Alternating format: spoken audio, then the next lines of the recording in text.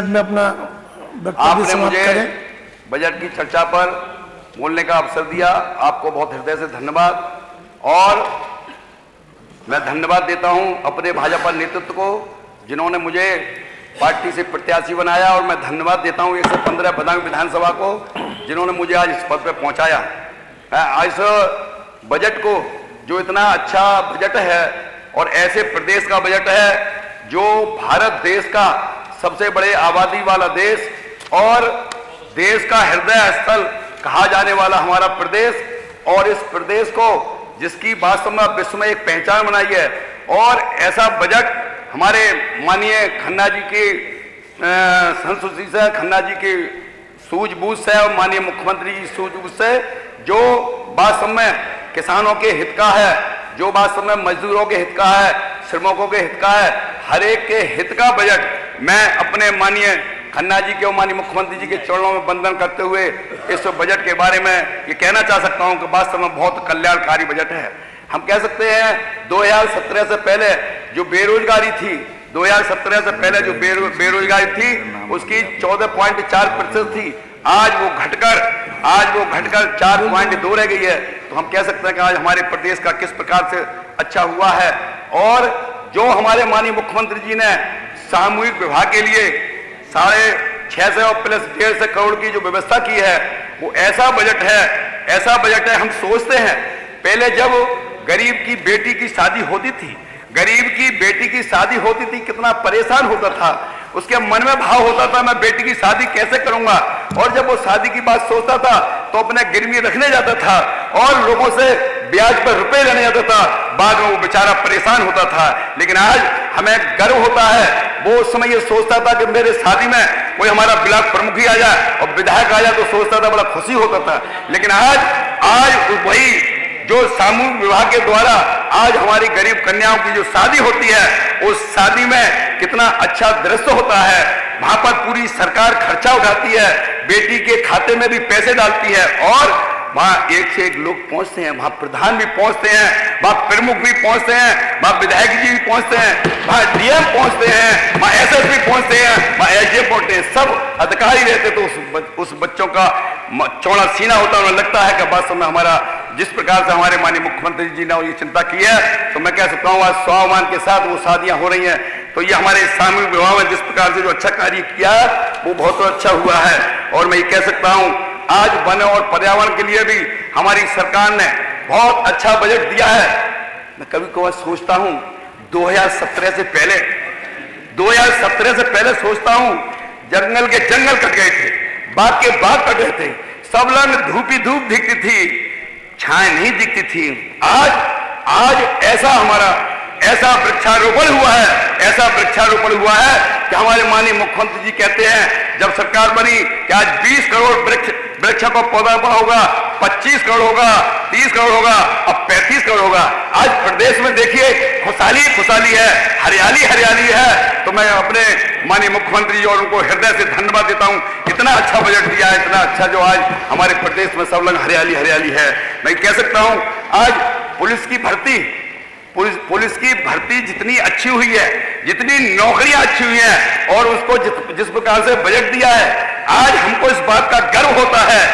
पहले जब भर्ती होती थी तो 17 से पहले किसान आता था, थैला लेके आता था और कहता था कि मेरी लल्ला की नौकरी लग जाए, चाहे मैं अपनी जमीन बेच लूं, और ऐसा गड़बड़ होता था।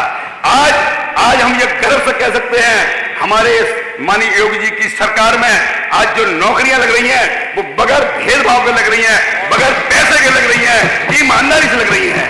माननीय अधिष्ठाता महोदय, मेरे अपनी विधानसभा में एक गांव है मोहम्मद नगर, वहां एक अबरार, जब मैं भाषण दे रहा था, मेरी सभा चल रही थी, अबरार आए और उन्होंने कहा विधायक जी इस सरकार को धन्यवाद, माननीय योगी जी को धन्यवाद, मेरे बेटे की नौकरी बगैर पैसे की लगी, तो मैं कह सकता हूं, और मैं ये भी कह सकता हूं कि वास्तव में कितना न्याय है।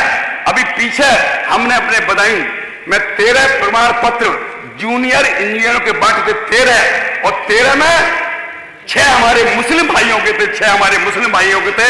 ऐसी ये न्याय प्रिय सरकार है। तो मैं कह सकता हूं वास्तव में जिस प्रकार से न्याय हमारी इस सरकार में हुआ है और कहीं आज कहते हैं हमारे कोरोना के लिए जो डोज के लिए जिस प्रकार से व्यवस्था की है, कोरोना में आज हमारे प्रदेश में कोरोना खत्म हो गया। लेकिन कोरोना कहने से मात्र सही नहीं लगता है। आज अगर आप देखिए कोरोना में जब कोरोना था, जब विश्व के अंदर विश्व के देशों में, चाहे वो अमेरिका हो, ब्राजील हो, चीन हो, तुर्की हो, जो भी स्पेन, जो भी देश थे, जब वहां पर कोरोना था और वहां हाहाकार मच रहा था, उस समय लोगों के मन में, विदेशों के मन में यह बात थी कि जिस दिन कोरोना भारत में पहुंचेगा तो ये भारत में हलचल मच जाएगी, दुनिया के लिए हलचल पैदा कर देगा भारत। लेकिन मैं कह सकता हूं अपने माननीय प्रधानमंत्री मोदी जी को, अपने मुख्यमंत्री योगी जी को, कि जब कोरोना की लहर यहाँ आई और उस कोरोना काल में उन्होंने किस प्रकार से कंट्रोल किया और उन्होंने कहा मेरे देशवासियों, तुम तो केवल अपने घरों में रहो। जब लॉकडाउन लगाया कि तुम तो केवल अपने घरों में रहो, बकाया तुम्हारी चिंता मैं करूंगा। और उस समय 1,75,000 करोड़ का पैकेज दिया और इस प्रकार की व्यवस्था की कि मात्र शक्ति के खाते में, सिरमुखों के खाते में, हर एक के खाते में पैसा गए। और मैं कह सकता हूं अपने माननीय मुख्यमंत्री जी के बारे में कि वास्तव में मुख्यमंत्री जैसे हों, क्योंकि उस समय वो कोरोना काल में उनके पूज्य पिताजी का स्वर्गवास हो गया था और उस स्वर्गवास होने के बावजूद भी उनकी अंत्येष्टि में नहीं गए। उनके मन में यह भाव था कि मैं जो 23 करोड़ की जनता ने मुझे इस प्रदेश की जो जिम्मेदारी दी है, मुझे वो जिम्मेदारी निभानी है। उन्होंने जो हमारे दूसरे प्रदेशों में, 12 राज्यों के में प्रदेशों में जो हमारे यहाँ के लोग रह रहे थे, वहां के मुख्यमंत्रियों से वार्ता की और वार्ता करने के बाद कहा उनकी सुरक्षा हम करेंगे। और वो किस प्रकार से उन्होंने हमारे जो बच्चे, चाहे वो प्रयागराज में पढ़ रहे हों, कोटा में पढ़ रहे थे, बसें भेज के सबको बुलाया। और माननीय मुख्यमंत्री जी का मैं कैसे और धन्यवाद दूं, कैसे नमन करूं, क्या करूं कि उन्होंने दूसरे कोरोना काल में स्वयं कोरोना संक्रमित हो गए थे। स्वयं कोरोना संक्रमित होते हुए उन्होंने फिर बगैर थके, बगैर रुके पूरी चिंता की और मैं कह सकता हूं उस कंट्रोल कर लिया।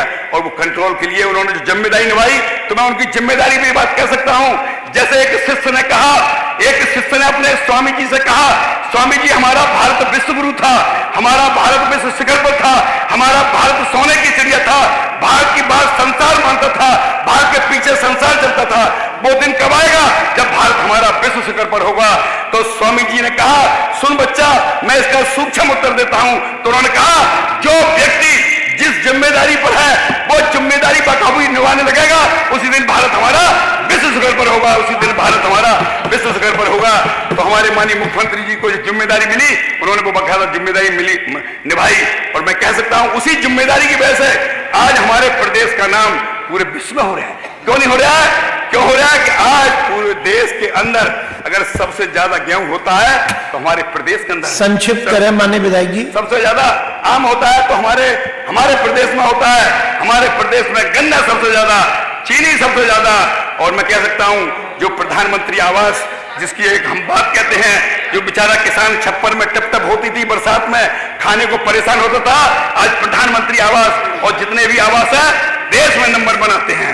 हम कह सकते हैं कि वास्तव में एक जमाना था जब बेटी शादी होती थी तो उसके मन में ये भाव आता था कि मैं ससुराल जा रही हूँ, ससुराल का सुख की अनुभूति होती थी। और वो बेटी सुबह उठकर सोच को खेत में जाती थी तो उसके हृदय में धक्का लगता था। आज हमारे माननीय मुख्यमंत्री जी ने, माननीय प्रधानमंत्री ने चिंता करी तो वो बेटी सोच को खेत में ना शौचालय में जाती है।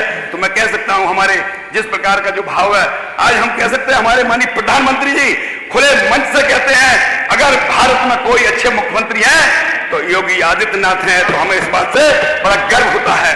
और मैं कह सकता हूं कि वास्तव में जो हम बोलते हैं ब्रह्मांड के अंदर गूंजता है।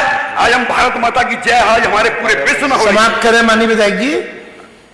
पूरे विश्व में हो रही है। क्यों हो रही है? क्योंकि जो बोलते हैं आज हमारे एक एक व्यक्ति, हमारे हरीश शाह के बदायूं के विधायक जी ये भारत माता की जय बोलते हैं, हमारे माननीय खन्ना जी भारत माता की जय बोलते हैं, हमारे माननीय मुख्यमंत्री जी भारत माता की जय बोलते हैं, हमारे प्रधानमंत्री भारत माता की जय बोलते हैं। और दल वाले लोग तो भारत माता की जय नहीं बोलते।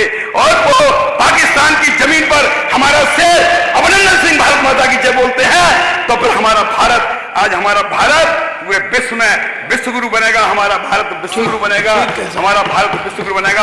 आप सबको बहुत बहुत धन्यवाद। जय हिंद, जय भारत, भारत माता की जय।